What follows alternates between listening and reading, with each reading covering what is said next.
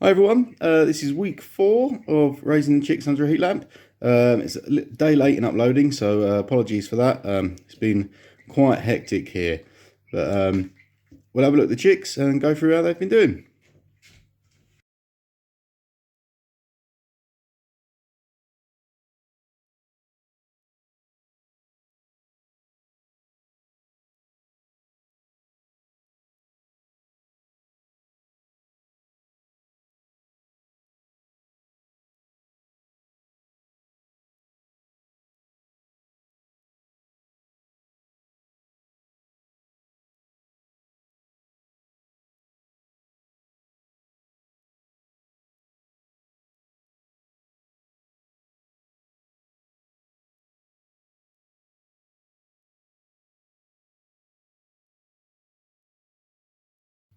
Okay, as you can see, they've got a lot bigger already, so I've only got one of each breeding to show you rather than bringing them all in because it gets a bit manic.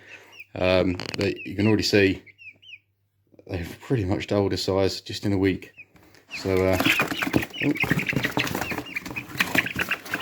we'll start with the Plymouth. Let's get a bit more light on you. There we go. Right, so this is your Plymouth, and you can see just how great she's doing. You can see the colouring coming through a lot more now. Okay, this is the Plymouth. She is doing great. You can see the colouring coming through on the feather. Much more detail now. White spot is still on her head there. Most of her body and her wings are now fully feathered. You've still got the chick fluff around her head. As soon as that fully feathers, the white spot will disappear. So yeah, at this age they are great fun. They're like little emus trotting around, but you can handle them quite nicely now. It's always important to do little health checks on them, make sure the feathers are coming in through correctly. What you will notice is a lot of dust.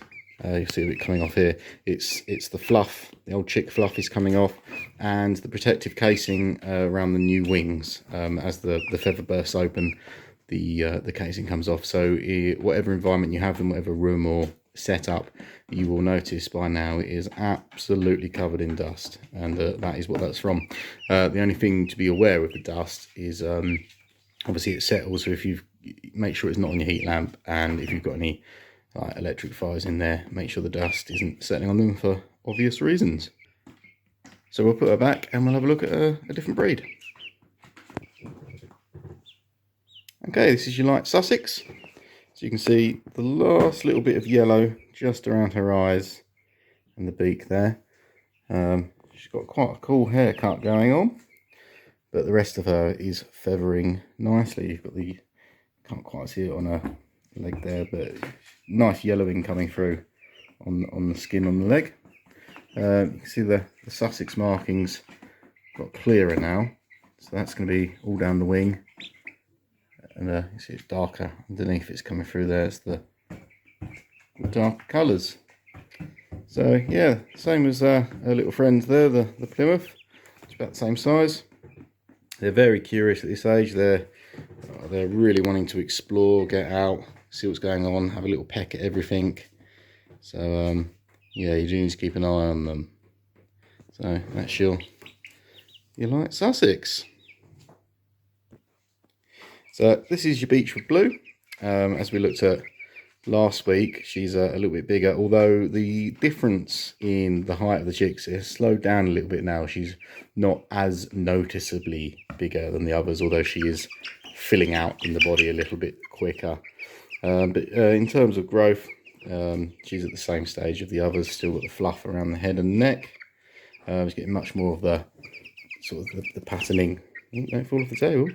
Much more patterning around the edge of the wings, which they have as an adult.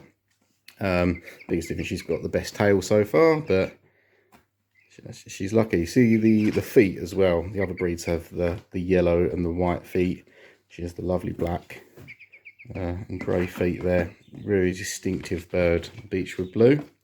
One of our best sellers.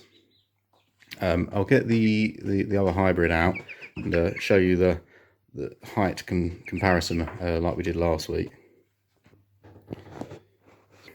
The hybrid's deliberately on his tiptoes there to say I'm taller, but you can see now actually the difference in height has calmed down. There isn't that dramatic difference there. So we'll put the beechwood back and we'll have a better look at the brown one. Okay, so this is our hybrid, who we were a little bit unsure what she was going to turn into, because she was supposed to be white and then she very quickly started turning brown. In fact, they all did. So this is the thing with hybrids, because they are a mix of species. They will have a father who is a purebred from one species, a mother who is a purebred from a different species, depending on recessive genes, that kind of thing, dominant genes.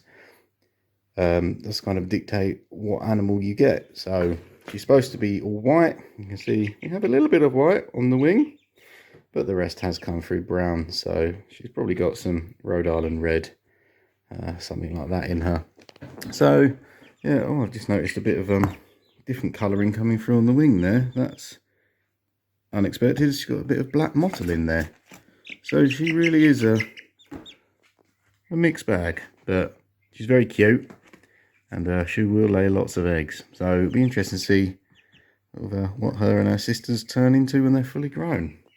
So yeah, at 4 weeks, that's a poop on the table. My wife will not be happy.